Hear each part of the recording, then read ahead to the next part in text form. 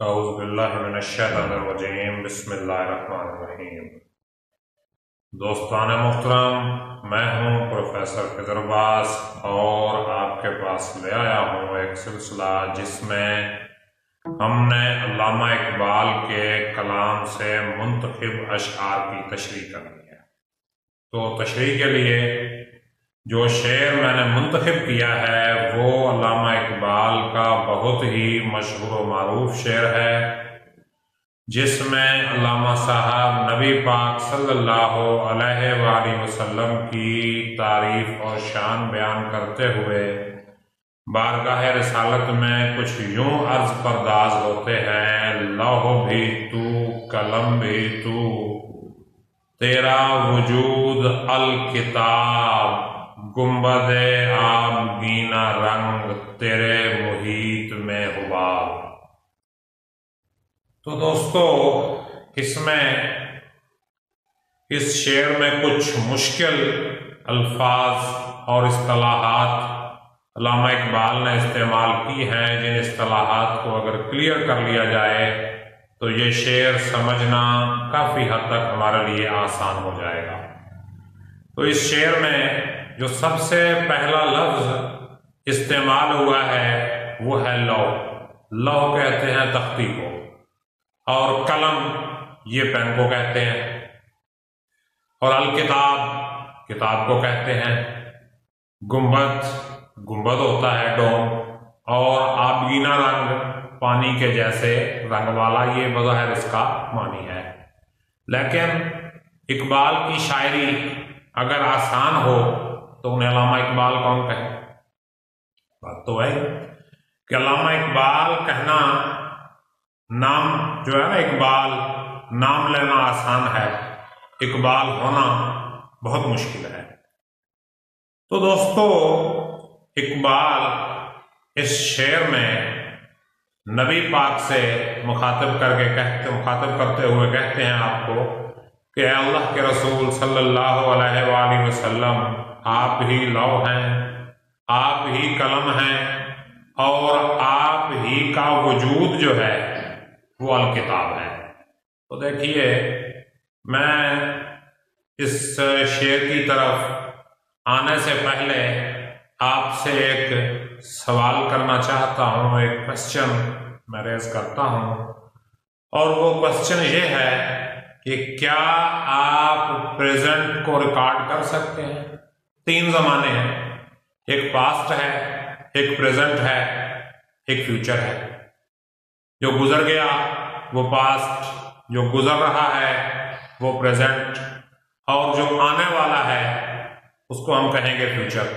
تو کیا ہم پریزنٹ کو ریکارڈ کر سکتے ہیں؟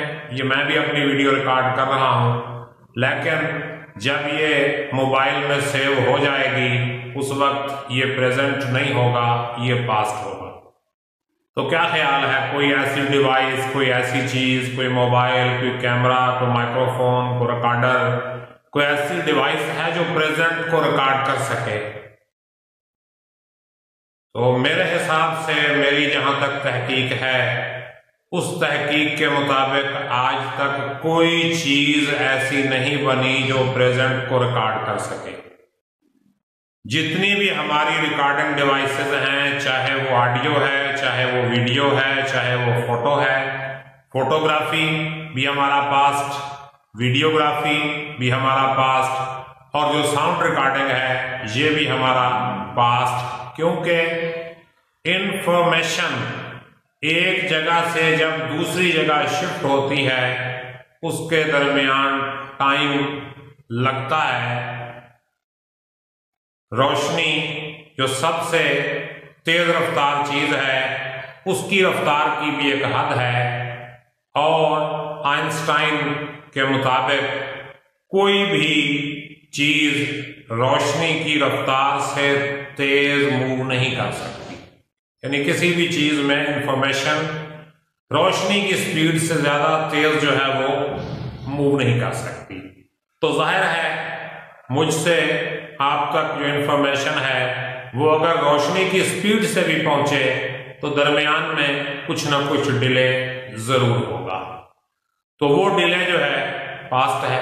اب سائنٹسٹ کہتے ہیں کہ جو سورج کی روشنی ہے وہ زمین تک پہنچنے میں 8.5 منٹ لیتی ہے، تو وقت لگتا ہے، ڈیلے ہوتا ہے۔ تو کوئی ایسی چیز ہمارے پاس نہیں ہے جس میں ہم پریزنٹ کو ریکارڈ کر سکیں۔ ہمارا جتنا بھی ڈیٹا ہے وہ ٹیکسٹ فارمیٹ میں ہو، وہ ڈیجیٹل فارمیٹ میں ہو، وہ کسی بھی فارمیٹ میں ہو، ہم ہاتھ سے لکھ کے محفوظ کریں، وہ پاسٹ ہوگا، وہ پریزنٹ نہیں ہوگا اور نہ ہی فیوچر ہوگا۔ لیکن اللہ پاک کے پاس ایک ایسا ڈیٹا سٹور ہے، ایک ایسی ڈیوائس ہے جس کے اندر نہ صرف پاسٹ محفوظ ہے بلکہ پریزنٹ اور فیوچر بھی محفوظ ہے، یعنی اس کائنات کا پاسٹ اور اس کائنات کا پریزنٹ اور اس کا جو فیوچر ہے وہ سب اللہ پاک نے جس ڈیوائس میں محفوظ کر کے رکھا ہوا ہے اس کا نام ہے لوح۔ اور جس ڈیوائس کے ذریعے وہ ڈیٹا اس میں ٹرانسفر ہوا ہے، اس پر منتقل کیا گیا ہے، اس میں محفوظ کیا گیا ہے، اس ڈیوائس کا نام جو ہے وہ ہے قلم۔ تو لوح و قلم یہ علامہ اقبال نے استعمال کیا ہے اور اشعار میں بھی کیا ہے۔ اب ایک شعر ہے علامہ اقبال کا بڑا مشہور کہ کی محمد سے وفا تو نے تو ہم تیرے ہیں، یہ جہاں چیز ہے کیا لوح و قلم تیرے ہیں۔ تو علامہ اقبال نے لوح و قلم کی ورڈنگ جو ہے وہ استعمال کی ہے اپنے شعروں میں۔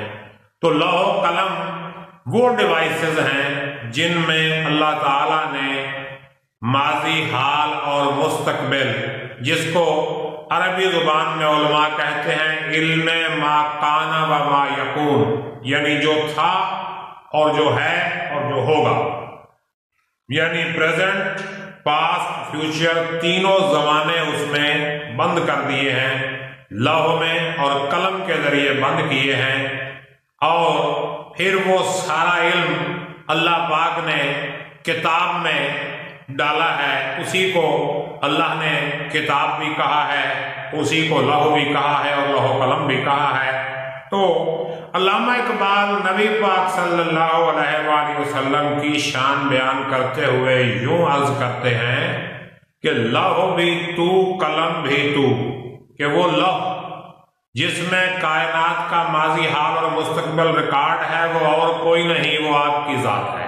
یعنی اے نبی صلی اللہ علیہ وآلہ وسلم، اس کائنات کا ماضی، اس کائنات کا حال اور اس کائنات کا مستقبل آپ سے چھپا ہوا نہیں ہے، آپ کے پاس علم ما کان و ما یکون ہے۔ یعنی جو ہو گیا اس کا علم بھی آپ کے پاس ہے، جو ہو رہا ہے اس کا علم بھی آپ کے پاس ہے، اور جو ہونے والا ہے اس کا علم بھی آپ کے پاس ہے۔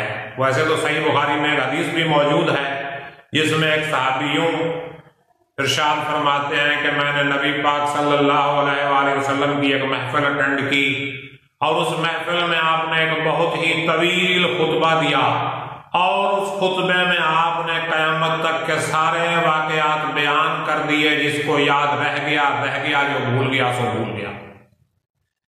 تو آپ کے پاس علم جو ہے، اس علم کی بات جو ہے وہ اقبال کہہ رہے ہیں کہ آپ ہی لوح ہیں، آپ ہی قلم ہیں، اور آپ کا وجود ہی الکتاب ہے۔ الکتاب سے مراد قرآن پاک بھی ہو سکتا ہے، اور وہ لوح محفوظ یعنی وہ کتاب جس میں ہر چیز کا علم اللہ پاک نے سٹور کیا ہوا ہے وہ بھی ہو سکتا ہے۔ یعنی آپ کی ذات والا صفات میں وہ ہر قسم کا علم موجود ہے۔ لوح و قلم کا علم بھی آپ کی ذات میں موجود ہے، اور الکتاب کا علم بھی آپ کی ذات میں موجود ہے۔ اور پھر بات کرتے ہیں ہم دوسرے مصرعے کی کہ گنبد آبگینہ رنگ تیرے محیط میں حباب۔ گنبد آبگینہ رنگ یہ کنایتاً آسمان کو کہا گیا ہے۔ گنبد وہ گول شکل میں جو ہوتا ہے، آبگینہ رنگ پانی کے رنگ والا، پانی نیلا ہوتا ہے، آسمان بھی نیلا ہے، اس لیے آسمان کو اس کی گولائی اور نیلے رنگ کی وجہ سے کیا کہا گیا ہے؟ گنبد کہا گیا ہے۔ کہ گنبد آبگینہ رنگ تیرے محیط میں حباب، کہ یہ جو پانی کے رنگ والا گنبد ہے، یہ جو گنبد آبگینہ رنگ ہے، یہ آپ کے محیط میں، آپ کے مقابلے میں ایک بلبلا ہے۔ بلبلا کیا ہے؟ محیط کہتے ہیں سمندر کو، اور بلبلا ہے ایک قطرہ، پانی کا ایک قطرہ جس کے اندر ہوا بھر گئی ہے اور وہ بڑا نظر آ رہا ہے، بظاہر وہ بڑا نہیں ہے۔ تو شاعر آسمان کو نبی پاک صلی اللہ علیہ وآلہ وسلم کے سمندر کا ایک بلبلا کہتے ہیں، اور آسمان تو آپ کو پتہ ہی ہے 7 ہے، اور یہ جو زمین سے ہمیں نظر آتا ہے اس کو آسمان دنیا کہتے ہیں، یہ پہلا آسمان ہے۔ تو آسمان دنیا جو ہے یہ ہمیں زمین سے نظر آ رہا ہے، اس آسمان دنیا کے آگے دوسرا آسمان ہے، پھر تیسرا ہے، پھر چوتھا ہے، پھر 5واں، پھر 6واں، پھر 7واں۔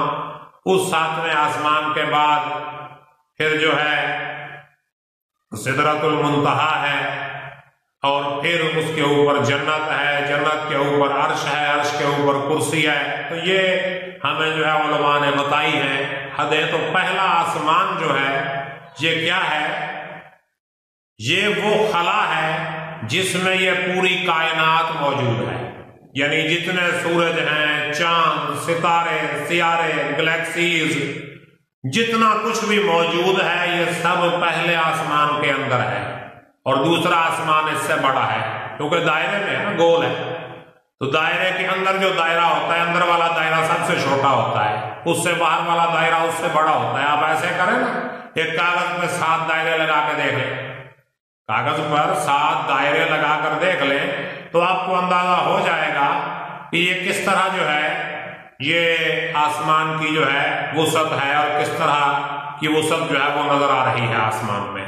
تو آسمان کو شاعر نے نبی پاک کی وسعت کے مقابلے میں ایک بلبلا کہا ہے۔ تو آپ خود حساب لگا لیں کہ ایک قطرے کی وسعت سمندر کے مقابلے میں کیا ہے۔ تو اقبال کو اس سے بڑی کوئی تشبیہ اور کوئی اس سے بڑا استعارہ اقبال کو نہیں ملا، ورنہ وہ دے جاتے۔ تو جس طرح سمندر کے مقابلے میں قطرہ کچھ نہیں، اس طرح یہ زمین و آسمان، یہ کائنات نبی پاک صلی اللہ علیہ وآلہ وسلم کی عظمت کے مقابلے میں کچھ نہیں۔ تو یہ صرف پہلے شعر کی تشریح میں آپ کے ساتھ ڈسکس کر رہا ہوں، اور اس پر میں آپ لوگوں کا رسپانس دیکھوں گا، رد عمل دیکھوں گا کہ آپ کیا رد عمل دکھاتے ہیں، اور پھر میں اس کو آگے بھی لے کر چلوں گا، اس سلسلے کو انشاءاللہ ہم آگے بڑھائیں گے۔ تو تب تک کے لیے اجازت دیجیے۔ اللہ پاک ہم سب کا حامی و ناصر ہو، آمین۔ خدا حافظ۔